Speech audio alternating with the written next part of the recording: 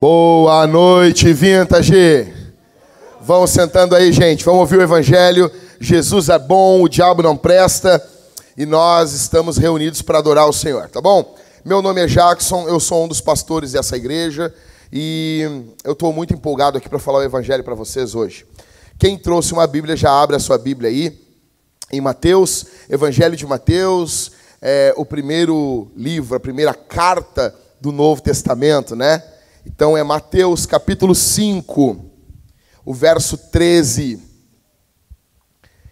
até o 16. Eu falei semana passada para vocês, em Lucas capítulo 14, e Jesus encerra Lucas capítulo 14 ali, falando sobre o sal.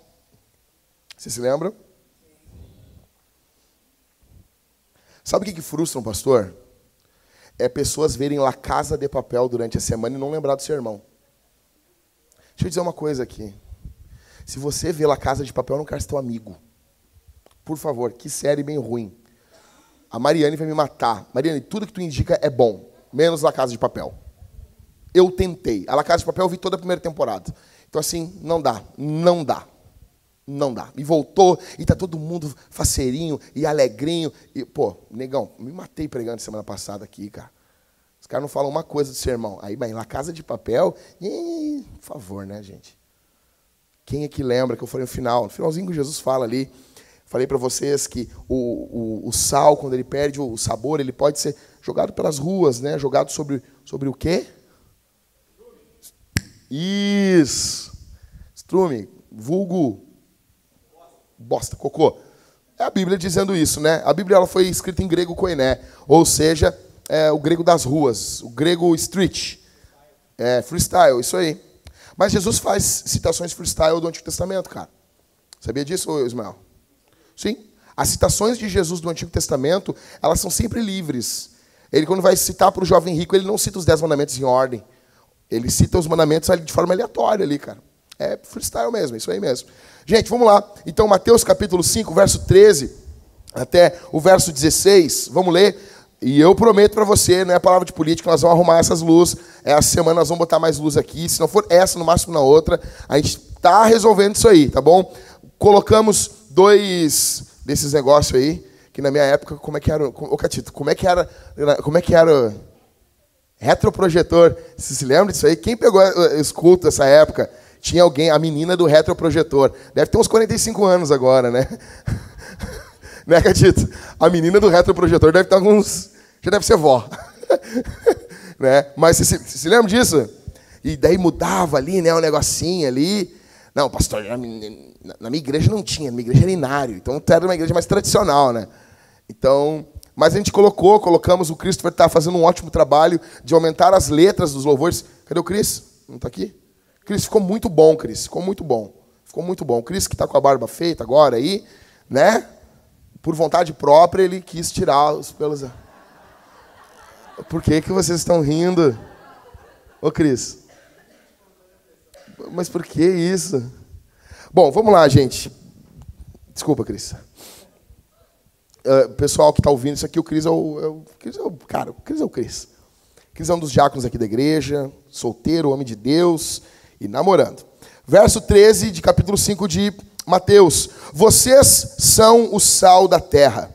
Ora, se o sal vier a ser insípido, como lhe restaurar o sabor? Para nada mais presta, senão para, lançado fora, ser pisado pelos homens. Verso 14. Vocês são a luz do mundo. Não se pode esconder uma cidade situada no alto de um monte, nem se acende uma lamparina para colocá-la debaixo de um cesto, mas num lugar adequado, onde ilumina bem todos os que estão na casa. Assim, brilhe também a luz de vocês diante dos outros, para que vejam as boas obras que vocês fazem e glorifiquem o Pai de vocês que está nos céus. Senhor, eu quero a Tua graça para ministrar a Tua palavra. Faz coisas poderosas aqui essa noite, para o louvor do Teu nome. Amém. Bom, eu gostaria de colocar o nome nesse sermão aqui de A Radicalidade da Nossa Missão. A radicalidade da nossa missão. A radicalidade da nossa missão. Escuta isso. A Bíblia diz, a Bíblia nos mostra que Deus está em missão. Deixa eu explicar uma coisa aqui. Quando a gente fala sobre obra missionária, igreja missional, quando a gente fala sobre missões, que é o fato da igreja ir pregar o evangelho para aqueles que não são cristãos, aquela coisa toda. Quando nós falamos em missão, e nós vamos estudar isso, nós estudamos, escute, a missiologia, normalmente ela é uma matéria, quem faz curso de teologia, que fica dentro da eclesiologia. Isso aqui não é grego, tá? Eclesiologia, não, até é. Eclesiologia é estudo da igreja, tá bom? Eclésia e logos, né? Que é palavra, estudo. Então, o estudo da igreja. Então, matéria de eclesiologia é quando a gente está estudando sobre igreja, falando sobre igreja. Então, normalmente, missões era algo que era estudado dentro da matéria de eclesiologia, ou seja, missões é algo que a igreja faz. De uns anos para cá, passou-se a notar que missões seria muito melhor estudado, não dentro da matéria de igreja, mas dentro, é bem complicado falar isso, mas eu vou falar, dentro da matéria de Deus. Ou seja, missão não é algo que a igreja faz simplesmente. Missão é algo que Deus faz. Deus na Escritura constantemente está em missão, indo em direção ao pecador, indo em direção ao homem, indo, caminhando, andando em direção àqueles que não temem o Senhor. E esse é um movimento em toda a Escritura. Eu podia simplesmente falar de alguns pequenos pontos para vocês. Vocês se lembram no Éden, quando Adão e Eva pecaram? Quem é que buscou a Deus? O pastor Daniel falou aqui. Adão e Eva clamaram ao Senhor após o pecado? Clamaram? Gente, vocês orem por mim, porque eu estou com uma rinite violenta mesmo. Eu tomei, Ingrid, eu tomei aquele esclavulanato. Sabe o que é isso? Foi uma semana muito feliz para mim, mas passou. E não mudou nada, então o meu problema não era infecção. Eu fui no médico, tá? E mandar, não foi da minha cabeça isso. Mas eu acho que é rinite mesmo, tá bom? Então vamos lá. Parece que eu estou falando e a minha cabeça está dentro de um aquário com muita água, assim. Tipo hidrocefalia. Bom, então, Deus ele está em missão. Em Gênesis capítulo 3, quando Adão e Eva pecam, vocês notam que Deus vai até eles. Isso, segundo os missiólogos, isso é um ato missionário. Deus está fazendo missão em Gênesis. Nós olhamos na libertação do Egito, quando o povo de Israel sai ali em Êxodo. Quando o povo de Israel sai do Egito, Deus vai até o povo. Deus diz para Moisés, eu ouvi o lamento do povo, eu ouvi o sofrimento do povo e eu vim livrar o povo. A lei, os próprios 10 mandamentos, o fato de Deus dar a lei para o povo é um ato de missão. Deus se apresenta para o povo e Deus diz, eu sou o Senhor teu Deus, que te tirei da terra do Egito. Aí Deus dá as leis. Antes de dar leis, Deus fez algo pelo povo. Deus salvou o povo. E então, Deus cobra alguma coisa. Assim como Jesus faz com a igreja. Antes de nos exigir qualquer coisa, Jesus nos salvou dos nossos pecados. Ok? Vocês estão comigo? Beleza. Seguindo, os profetas no Antigo Testamento. Todos os profetas é um ato de Deus estar em missão. Vocês podem ver que os profetas constantemente estão indo em direção ao povo. Jeremias, Isaías, Daniel, Zacarias, eles estão indo em direção ao povo e profetizando a palavra do Senhor. Aí nós chegamos no clímax, em João capítulo 20, verso 21, quando Jesus diz: assim como o Pai me enviou, eu envio vocês. Ou seja, o movimento missional, o movimento de missão que a igreja faz, é um eco do movimento de missão que o próprio Deus faz. E por que que Deus faz esse movimento? Porque Deus é missionário. O nosso Deus é um missionário. O nosso Deus enviou Deus. Aqui como assim, pastor? Nós cremos cristãos na Trindade. O nosso Deus, ele é trino, Pai, Filho e Espírito. É um Deus que possui 3 pessoas. É um mistério. Mas eu não consigo entender. Mas que bom, um dia que tu entender perfeitamente, ele deixou de ser Deus. Então o Pai envia o Filho. Jesus vem e ele diz: do mesmo jeito que o Pai me enviou, eu envio vocês. O envio da igreja é um eco do envio de Deus. Nós estamos...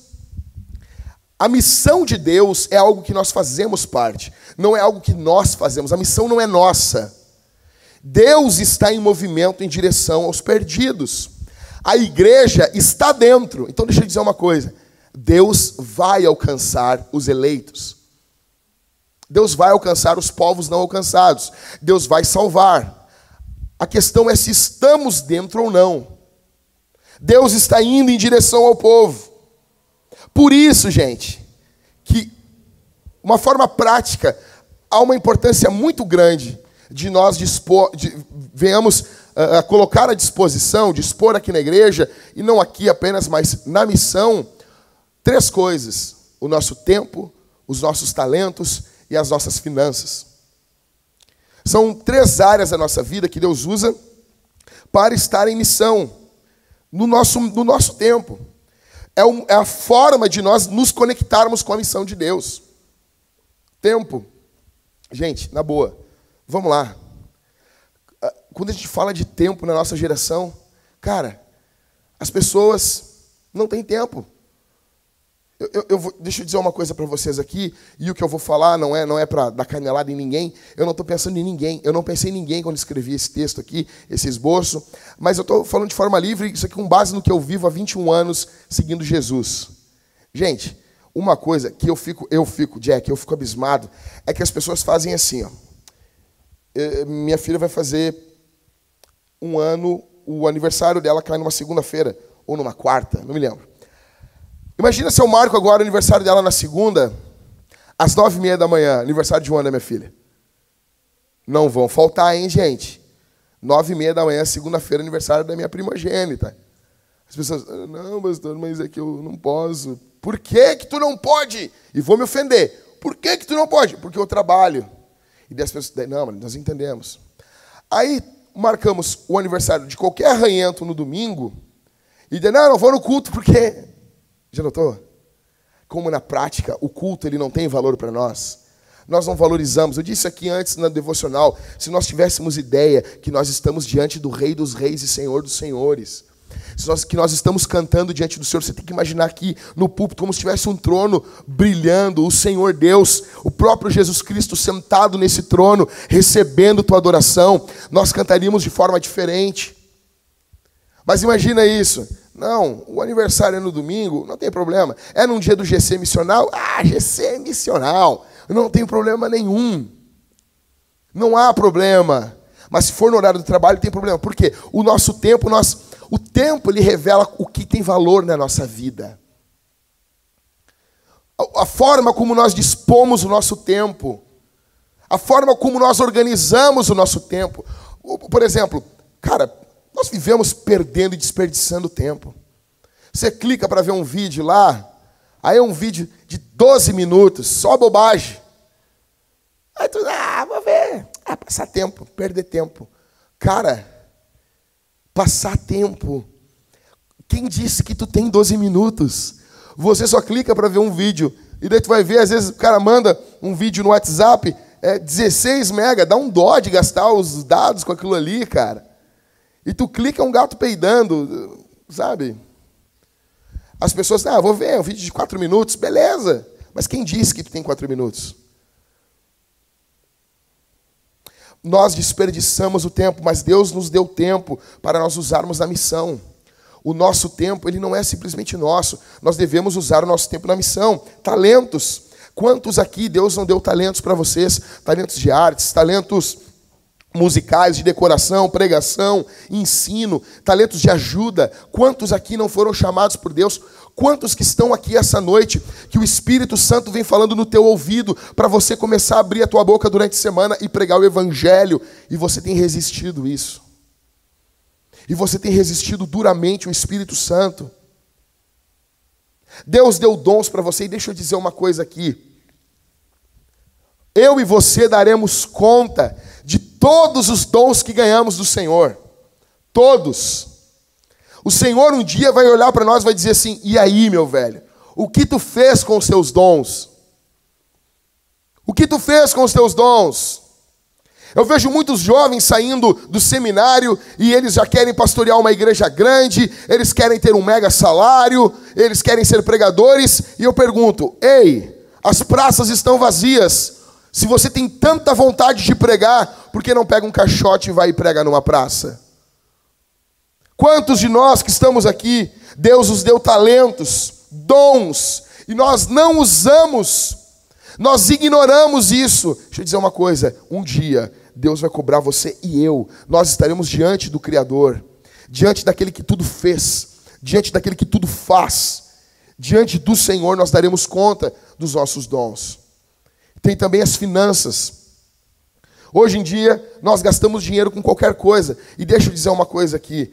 O Instituto Barna nos Estados Unidos, ele diz que os maiores ofertantes e dizimistas da igreja são pessoas mais velhas. São homens com mais de 40 anos. São pessoas casadas, são pais, avós. Deixa eu dizer uma coisa, cara. Isso é verdade. Eu falei isso hoje de manhã, eu repito hoje. Marca um GC missional, que é o nosso encontro aqui. Marca um GC missional na casa de um irmão. Aí o cara leva Doritos. Por favor, estão mentindo para você. Doritos é polenta com sazon. Para com isso, não é bom, ninguém gosta. Negócio assim, não, mas Doritos é bom, sazon. Para, cara, para com isso. Quem mentiu, aquilo é uma mentira do diabo. Aí o cara solteiro, o cara leva um negócio desse no GC missional. Você pede, cara, vamos fazer alguma coisa. Raríssimas vezes você vê um solteiro levantando a mão.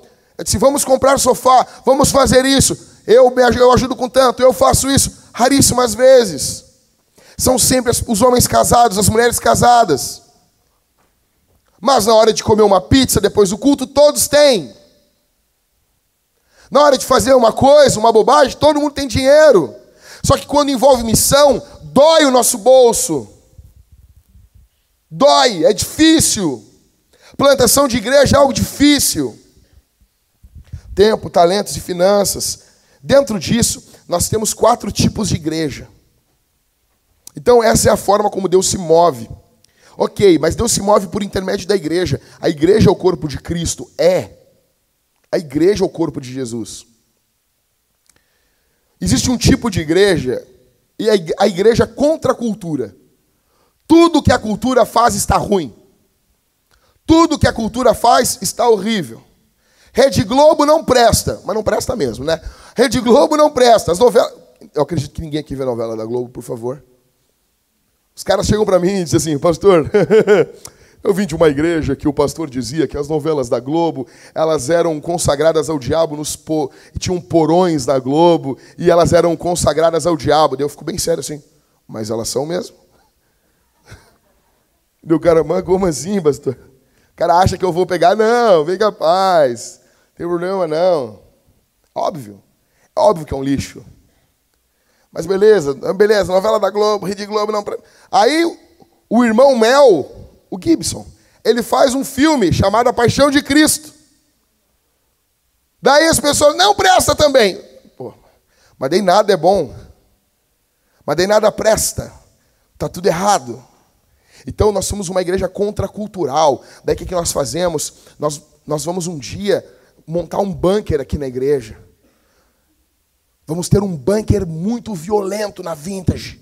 Um bunker brutal. Vamos ter muita comida enlatada e ficar esperando a volta de Jesus. Não é legal isso. E vamos botar o nosso carro em caso de arrebatamento. Esse carro ficará desgovernado. Deixa eu dizer uma coisa para vocês. Nós não estamos... Isso precisa mudar na nossa cabeça.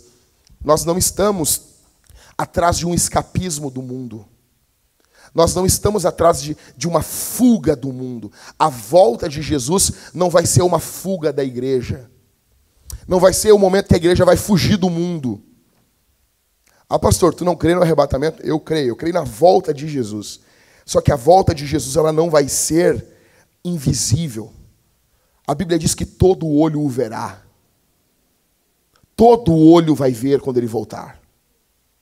Todo olho vai ver. E ele vai reinar, governar. Como nós cantamos aqui, vencendo vem Jesus.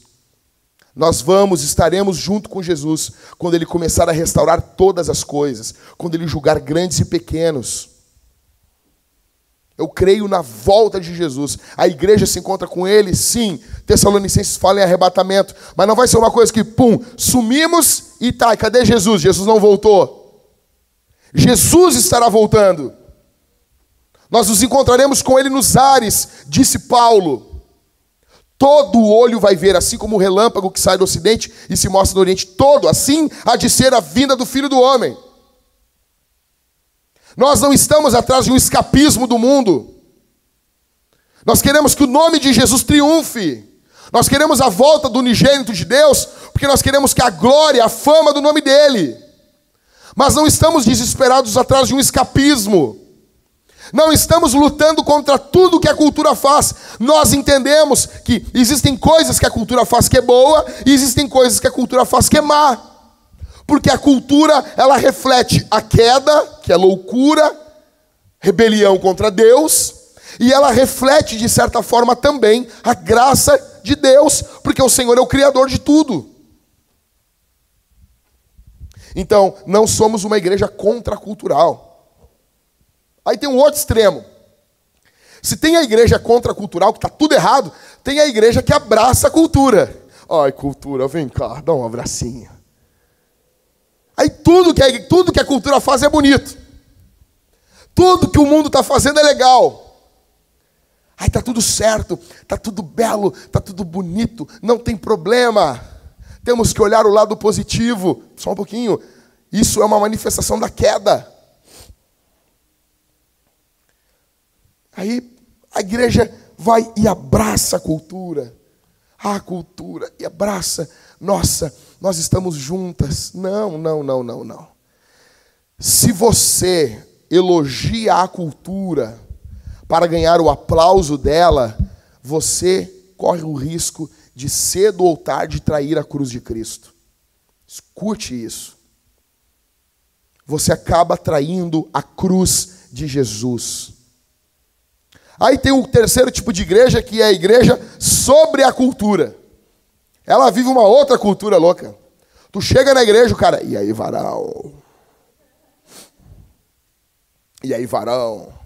O gurizão chegou uma vez na igreja que eu congregava e disse assim, e aí, varão? E as Rebeca?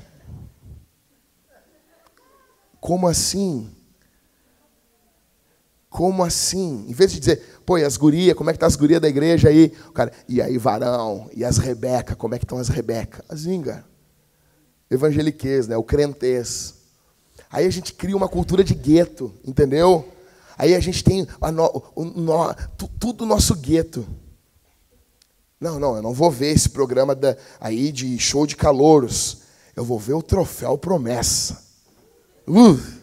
Né? A gente pega as coisas e bota um caldo evangélico em cima. A gente cria a nossa cultura. E existe o quarto tipo de igreja, que é a igreja missional. Que é a igreja que olha a cultura e ela discerne a cultura. Diz assim, isso aqui é reflexo da queda. Isso aqui é reflexo da graça de Deus. Ela olha um livro, por exemplo, eu ganhei essa semana, que passou, chegou lá em casa, o livro A Baleia, ou Moby Dick. Um livraço. Aí o cara olha e diz, cara, isso aqui é uma jornada, a jornada da masculinidade. Revela como um rapaz vai se tornando um homem. Ele também pode falar para nós sobre a vaidade do homem querer ganhar do Criador. Você vê traços de Deus na cultura.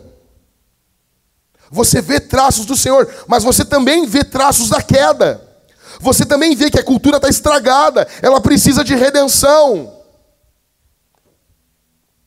Aí Jesus, sabendo de tudo isso, ele chega para nós e ele nos fala no verso 13: vocês são o sal da terra. Ele não diz assim, vocês podem se tornar o sal da terra. Ele já sai e faz uma declaração firme: vocês são o sal da terra. Não é que vocês podem se tornar o sal, vocês são. Gente, essa sociedade aqui da escritura aqui, eles não tinham geladeira. Muito menos aquela geladeira de inox, que somente as pessoas que venceram na vida têm. Porque o alvo da vida, em primeiro lugar, é conhecer Jesus. Em segundo lugar, é ter uma geladeira de inox. Porque se você tem uma geladeira de inox, cara, acabou. Você não tem mais como esconder que você tem dinheiro. E escute, se você tem uma geladeira de inox, daquelas que o freezer é embaixo, então, cara, até eu queria um negócio desse, cara. Um dia, cara, se eu fizer isso aí, eu vou escrever um livro, Como Blindar o Casamento. Só dicas assim. Compre uma geladeira de inox para sua esposa. Tu blinda o casamento. Blindou. For essa de inox, que o freezer é embaixo, que isso é chique demais, cara. É demais, tá louco, rapaz. Mas tem. Claro que tem, cara. Nesse período aqui, onde Mateus está falando, não tem isso. Não tem geladeira. Então, a forma como se conserva os alimentos é usando sal. É usando sal. Então, você colocava sal no alimento, na carne, tipo charque, e aquilo conservava o alimento. Aí, Jesus diz, vocês são o sal. Vocês são aquilo que conserva o mundo de vocês. Vocês são aquilo que adia o estado de putrefação do mundo, porque o mundo está apodrecendo sem Jesus. O mundo está apodrecendo, o pecado está apodrecendo o mundo, está retirando a graça de Deus do mundo. Mas a igreja, ela é aquilo que está salgando, impedindo que o mundo entre em estado de decomposição rapidamente. Nota uma coisa, o sal, ele é um elemento radical. Não tem, cara. Uma vez a minha mãe fez um feijão e ela colocou todos aqueles temperos que as mulheres colocam. E tem uma folha que as mulheres botam no feijão também, eu não sei porquê. Exato, das coroas, né? Não tem uma coroa de louro, é isso aí, né? Pode comer aquilo, né, gente? Não? Hã? Sério? Quanto tempo eu tenho de vida, então? Não pode mesmo. Quando bota aqueles negócios, parece um panda comendo assim, eucalipto. Uba. Vou parar então. Será que dá tempo? O pastor faleceu. Mas aí, a minha mãe colocou aqueles temperos, essas coisas que as mulheres usam. Colocou tudo, colocou louro, colocou todos os negócios. E a minha mãe esqueceu de colocar sal. Cara, o feijão ficou doce. Porque o fundamental era o sal. Ah, feijão doce, que nem os americanos. Por favor, cara. Por favor, nem te apresenta.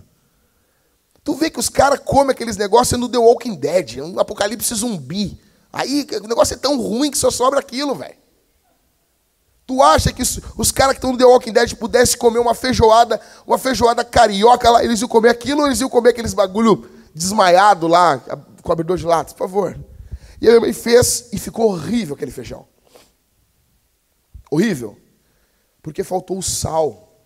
Por quê? Porque o sal é um elemento radical. Jesus está dizendo, vocês são radicais. Vocês são um elemento radical. O sal nunca passa despercebido. Se você está presente em um ambiente, você nunca passa despercebido. Se você é um cristão de verdade. O sal, ele muda o curso do sabor. Quem aqui já botou sal no café?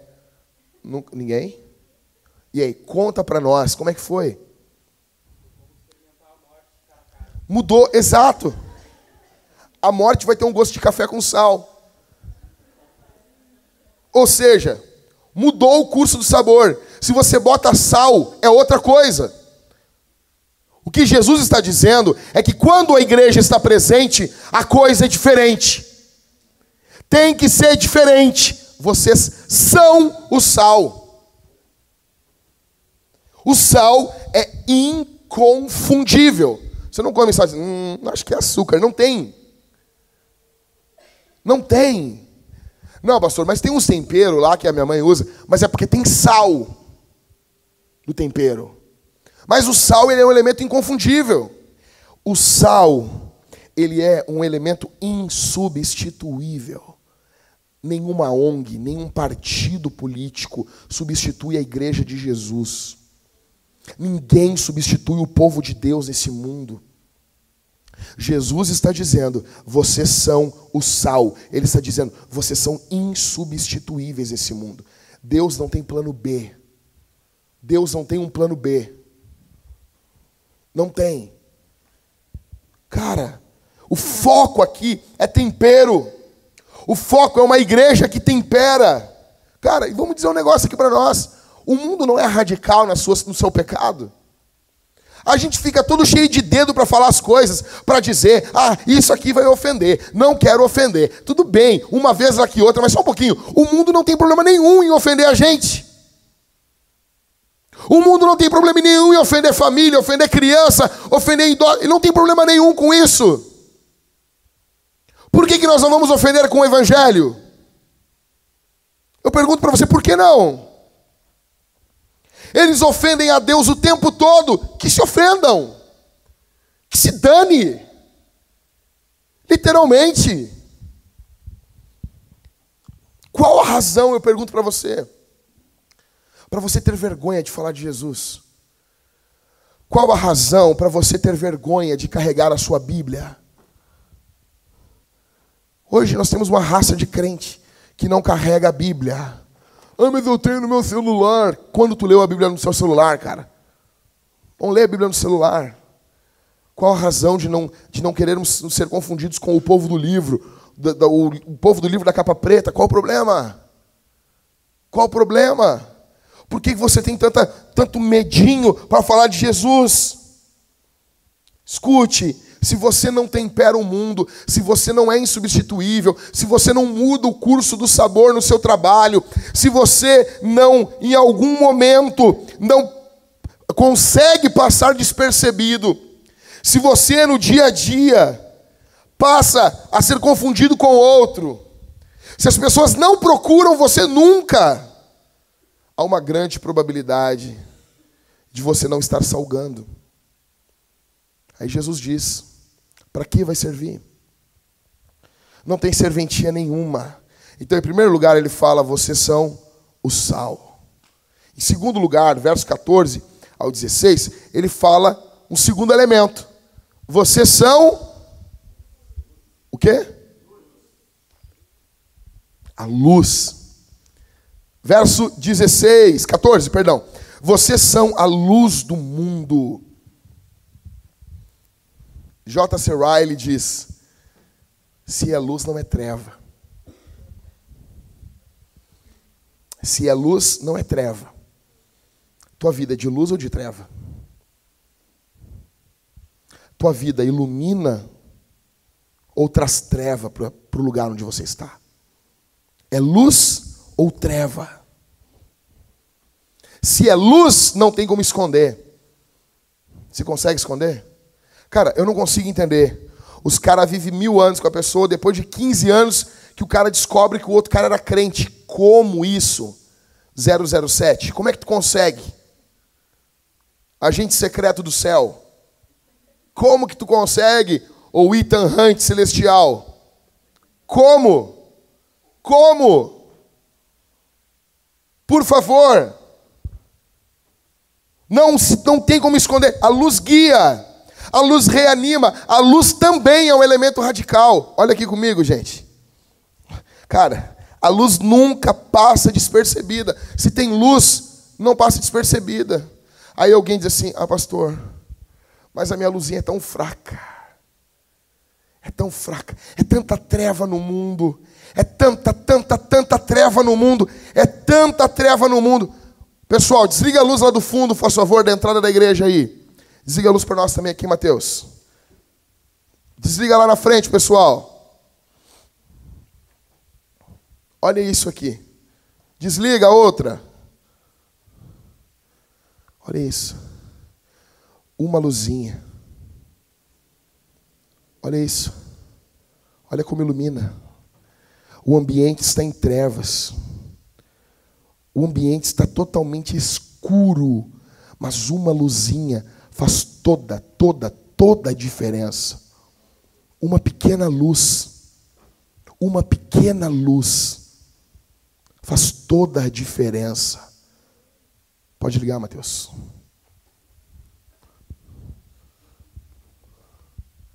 Talvez esse seja você. Seja uma pequena luz. Segunda-feira nós fizemos 14 anos de casado, minha esposa e eu. Há 14 anos que a minha mulher me aguenta, velho. Cara, sério. Se algum dia alguém fosse salvo por obras, era minha mulher. Aquela ali é santa, cara. E não estou fazendo média, é porque é mesmo. Eu não me aguento. Tem vezes que eu não me aguento. Eu disse, queria ficar longe de mim. Não consigo. Eu não me suporto. Eu tento dormir para me esconder de mim. Às vezes porque... É isso. Fomos comemorar. Aí chamei minha mãe ia ficar com a Isabel. Né? Aí minha mãe veio. Porque eu disse para minha mãe, tu pode ficar com a Isabel para nós? Eu queria sair com a Thalita. Quando eu disse isso, minha mãe se materializou na minha casa. Eis-me aqui. Vó é assim, cara. Se eu dissesse para minha mãe assim, mãe, eu quebrei o meu fêmur em 5 partes, a minha mãe ia dizer, não, bota a borra de café aí que não dá nada. Vai ficar tudo bom. Mãe, eu tomei um tiro. Não, bota pó de café e sabão e cebola. Eu sou da época, não, cara, tu não sabe o que é isso. Sabe o que é isso? Furar o pé, minha mãe botar um negócio com sabão e cebola no meu pé. Eu tô com os pés normal aqui, de boa. E tu? Os teus pés fedorentos aí. Pelo menos aquela cebola tirou o fedor para sempre. Aí, a minha mãe, ela apareceu assim. Aí, beleza. Aí, quando a gente estava prestes a sair, faltou luz.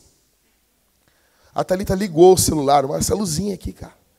Estava tudo escuro, um breu. Ela ligou o celular assim, iluminou tudo. Eu fiquei pensando no sermão de domingo. Eu disse, é isso.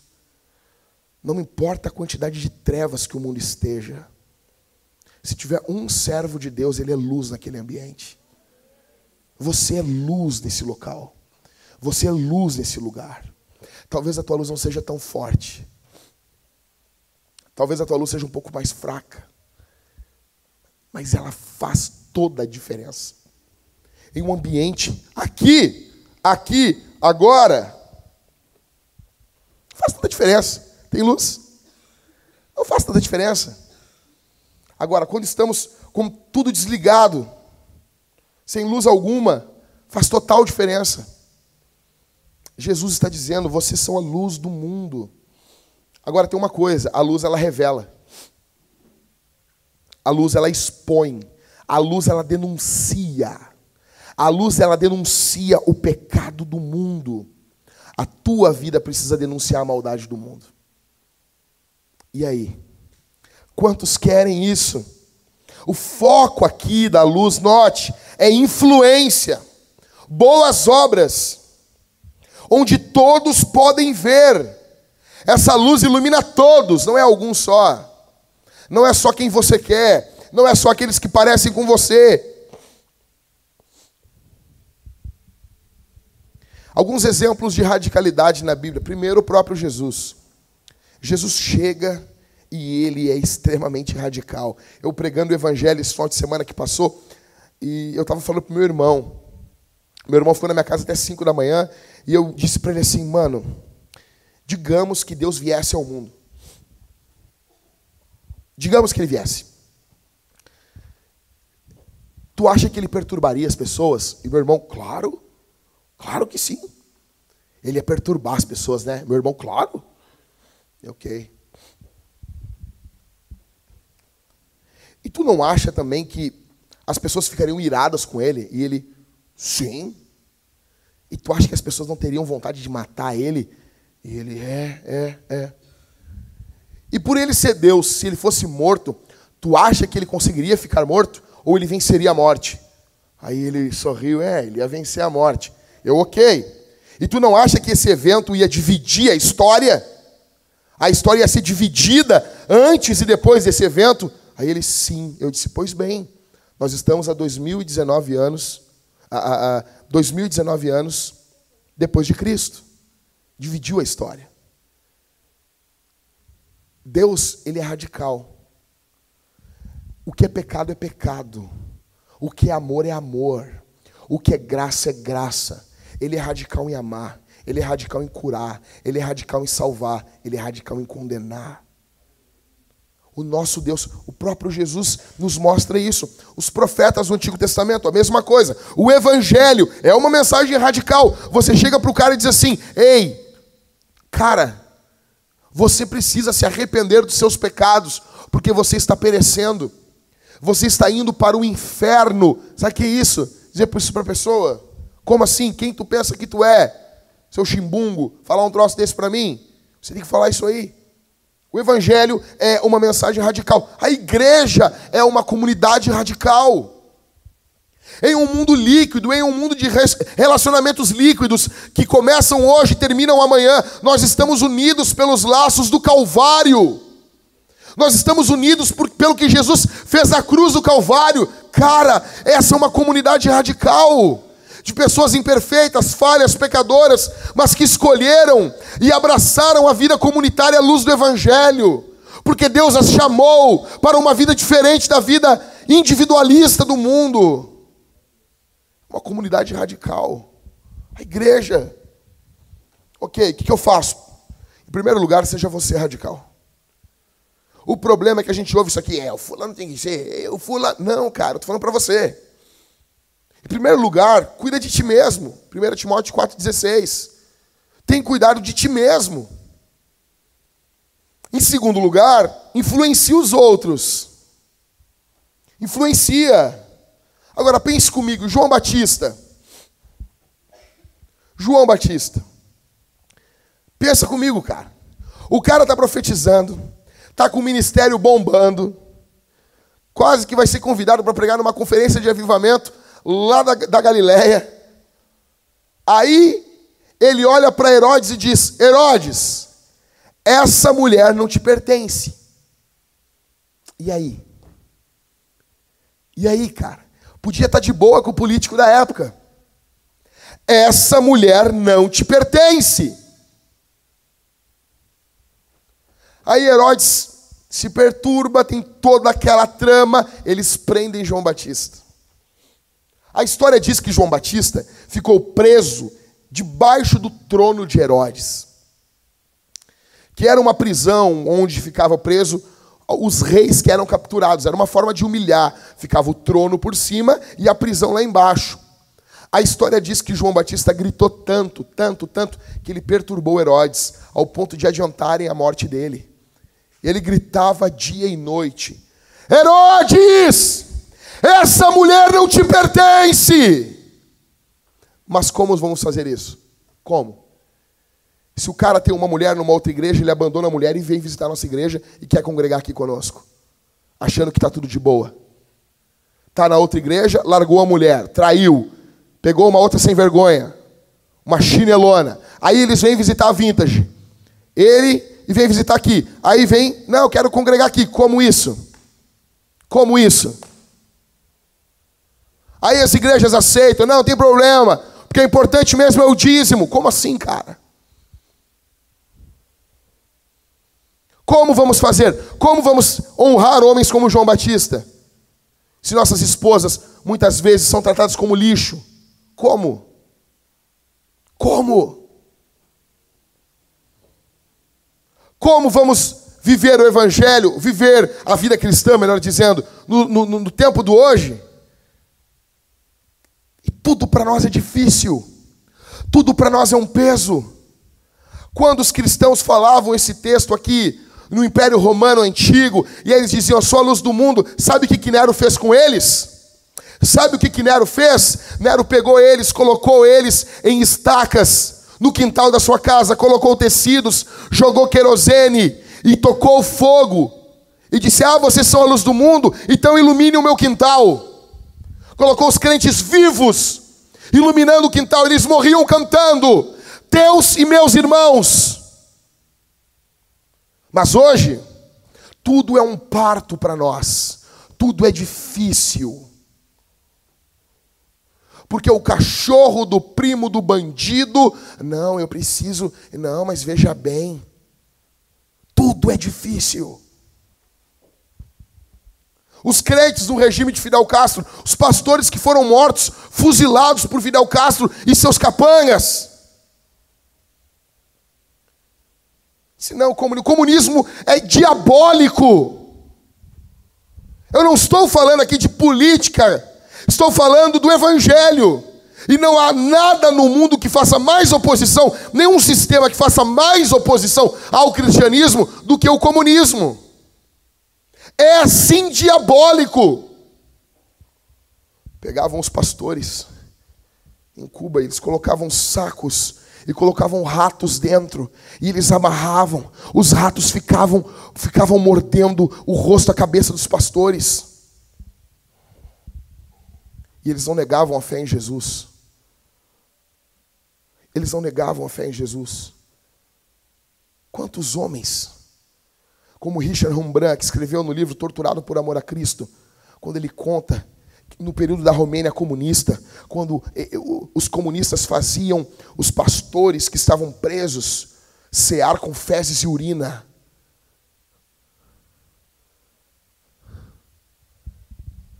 Como? Aí a gente acha que a gente é radical, porque a gente usa uma camiseta evangélica. Aí a gente acha que a gente é radical, porque a gente está ouvindo música cristã no iPod. Alguns homens da Romênia comunista, alguns pastores, eles foram castrados para serem humilhados. Tem noção do que é isso? Alguns homens, e eles estavam presos, cara, olha o nível. E eles de 10 em 10 dias, eles faziam um jejum, pegavam o alimento, aquele resto de alimento que ganhavam, e entregavam para outros presos, e aquilo era o dízimo deles. Sendo quando a gente fala de oferta, parece que tu está implorando para as pessoas para elas ofertarem. Tem algo muito errado com a nossa geração. Nós somos uma geração de mimados, que temos tudo na mão. Tudo, tudo, tudo. Você chega em casa hoje e vai no YouTube e bota 1 milhão de milagres, portas abertas. Bota lá, 1 milhão de milagres. Os caras chegaram e um sonhador disse, e se nós contrabandeássemos 1 milhão de Bíblias para um país, se não me engano é a China, alguns anos atrás, se não me engano, posso estar enganado, e se nós contrabandeássemos 1 milhão de Bíblias? E daí tem aquelas dublagens estilo Polishop, então eu não sabia o que seria, eu nunca tinha nem conseguia imaginar o que era 1 milhão de Bíblias, o tamanho que seria aquilo. E o pastor disse: ei, Bob, precisamos de um cargueiro maior. Então eles colocam ali, cara, 1 milhão de Bíblias, e eles entram em contato com a igreja perseguida do país, e eles dizem: no dia tal, nós estaremos passando pela costa, e vamos largar 1 milhão de Bíblias, e o mar vai levar as Bíblias para vocês. E eles contam que tudo aquilo foi orquestrado porque eles poderiam ser presos. Eles já estavam dentro de território do país. Eles iam ser presos e condenados à morte. E eles estão lá, loucos, largando 1 milhão de Bíblias. E aqueles caixotes são largados no mar. E o Senhor Deus soprou o mar. Às 5 da manhã estavam pastores, diáconos, esperando na praia. E as Bíblias vinham chegando. Para quê? Para nós do Brasil não andarmos com Bíblia, porque temos vergonha. Para nós do Brasil não comprarmos uma Bíblia por mês, uma a cada 2 meses, porque é muito caro. Nós somos uma geração derrotada, de medíocres. Jesus está dizendo para nós: vocês são a luz do mundo. Ei, igreja, ei, Vintage, acorde. Algo tem que acontecer. Algo tem que ocorrer. Nós não podemos morrer sem ver a mão do Senhor operar nessa geração. Nós precisamos ver a poderosa, potente, magnificente mão de Deus operando na nossa cidade. Nós precisamos ver isso. 1 milhão de milagres. Escute, eu encerro dizendo que um pré-reformador, porque quando nós estudamos a Reforma Protestante, e nós amamos a Reforma Protestante, nós falamos muito de Lutero, Calvino, Zwinglio, nós falamos muito desses caras. John Knox, tem um amigo meu que botou o nome do filho de John Knox, tu acredita nisso? Os caras são tão viciados na Reforma Protestante, que o nego botou o nome. Cara, eu disse: como é que tu convenceu tua mulher? O cara vai ser chamado de Knox no colégio. Você sabe que vai acontecer isso, né? Óbvio. Que mulher deixa um negócio desse, cara? Não sei. Ele deve ter dado uma geladeira de inox para ela. Aí, mas os caras quera mesmo, eles eram os pré-reformadores. Então John Hus, ou Ian Hus, quando ele estava sendo morto pela Igreja Católica Romana, quando ele estava indo para a fogueira, podia negar tudo, só negar o teu ensino. Só negar esse ensino. Ele está na fogueira para ser queimado, amarrado, porque pregou o evangelho da graça. E ele diz o seguinte: o que hoje sabemos que foi uma profecia. Hoje, vocês assarão um ganso magro, porque Hus é ganso. Mas em 100 anos ouvirão um cisne cantar. Não serão capazes de assá-lo, e nenhuma armadilha ou rede poderá segurá-lo. 102 anos depois nasce Lutero. 102 anos depois nasce Lutero. Tem noção disso? Você tem noção disso? São homens que o mundo não é digno. São homens dos quais o mundo não é digno. Deus, só que esses homens passaram. Esses homens, o tempo deles se foi. Hoje é o nosso tempo, é nós que estamos vivos. Nós estamos aqui hoje. Como o grande cardeal, no período de John Hus, quando ele foi ouvir, ele ouviu o ensino do Hus, ele diz assim: mas esse ensino nunca irá para frente, nem por cima do meu cadáver. Deus tem um senso de humor, né? Esse cara morreu, foi enterrado na igreja, porque os padres eram enterrados na igreja. Até é legal isso, imagina botar nós aqui, Daniel. Né? Seria legal um negócio desse, né? E ele estava enterrado ali, e Lutero foi ordenado ao sacerdócio em cima do caixão dele. Foi por cima do cadáver dele. Você acredita nisso, cara? Foi ali, foi o local, e Lutero nem sabia. Nem por cima do meu... Foi por cima do cadáver dele, sim. O nosso Deus é livre. O nosso Deus é livre. O nosso Deus é livre. Quando Lutero está na dieta de Worms, dieta não era de comida, tá? Interrogatório em Worms. E ele está para ir, na verdade, para a dieta de Worms, que era um interrogatório da Igreja Católica. E os homens começam a perguntar para ele: Lutero, e se acontecer isso? E se acontecer aquilo outro? E um grita na multidão e diz: Lutero, cuidado com a fogueira. Lutero diz assim: monte uma fogueira de norte a sul da Alemanha. Eu caminharei por cima dela dizendo que Jesus Cristo é o Senhor. E ele diz assim: ainda que os demônios em Worms sejam incontáveis como os telhados da cidade, ainda assim eu vou sustentar aquilo que tenho falado, crido e pregado. E nós, é demais ouvir essas histórias dos reformadores. A gente pode passar a madrugada falando delas. E daí vamos embora, comer nossa pizza e seguir nossa vida medíocre. Eu pergunto, e nós? O que muda na tua vida amanhã? Vós sois o sal da terra e a luz do mundo. O que muda na tua vida e na minha amanhã? O que muda? Vai continuar vendo vídeo de gato peidando no YouTube e rindo? Deus chamou você e eu para coisas mais altas, mais importantes. Vamos orar, igreja? Eu quero que você faça uma coisa essa semana. Uma. Você vai pregar o evangelho, você vai orar. Enquanto nós estivermos orando, o Espírito Santo vai colocar no teu coração uma pessoa para que você pregue o evangelho essa semana. Uma pessoa. E você vai pregar o evangelho para essa pessoa. Uma pessoa. E você vai pregar o evangelho para essa pessoa. Nós vamos responder esse sermão de 3 formas aqui. Em primeiro lugar, nós vamos cear. Escute isso, cara. Não. Nós vamos comer com Deus. E nós vamos comer de Deus. Jesus disse: esse pão aqui é minha carne, esse vinho é meu sangue. Nós vamos comer e beber de Deus. Olhe para mim aqui, gente. Ignore o movimento, por favor. Nós vamos comer e beber de Deus. Você e eu comeremos e beberemos do Senhor.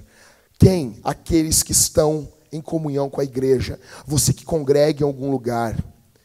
Só que você tem que fazer isso com discernimento, discernindo o corpo do Senhor. Escute isso. O que é discernimento do corpo? Você tem que discernir a igreja, você tem que discernir, entender que isso aqui é o corpo de Jesus. Em segundo lugar, nós vamos responder o sermão ofertando. E como eu tenho dito domingo após domingo, nós não queremos o dinheiro do remédio do teu filho. Não, nós queremos que você deposite ou no gasofilácio, ou nos cartões lá no fundo, na máquina de cartão, o dinheiro do teu salário que é de Deus, um pedaço dele. Que você dizime o teu dinheiro, que tem um pedaço desse dinheiro do teu salário que ele é de Deus, que ele é para o Senhor cumprir a missão dele na nossa época. E em terceiro lugar, nós vamos cantar ao Senhor. Nós vamos cantar e louvar ao Senhor. Cara, nós precisamos entender que o culto é uma festa. Moisés disse, quando o povo de Israel falou para Faraó, para que o povo de Israel saísse do Egito: nós vamos sair e fazer uma festa para o Senhor no deserto, porque culto é festa. Nem toda festa é culto, mas todo culto é festa. Nós precisamos cantar ao Senhor. Como eu disse para o pessoal aqui, no começo do culto, para os voluntários, para o staff aqui, se você entender a Bíblia, se você entender a Escritura, você vai notar que o final do conhecimento de Deus é a adoração. Quanto mais você conhece, quanto mais você estuda, quanto mais você lê, mais você canta, mais você ora, mais você se torna piedoso.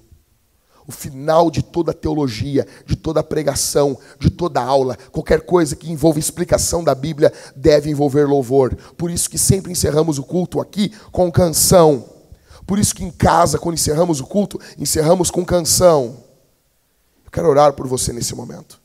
Eu gostaria que você ligasse o walkie-talkie direto com o céu e falasse com o general, porque nós estamos em guerra. Vamos ficar de pé, igreja.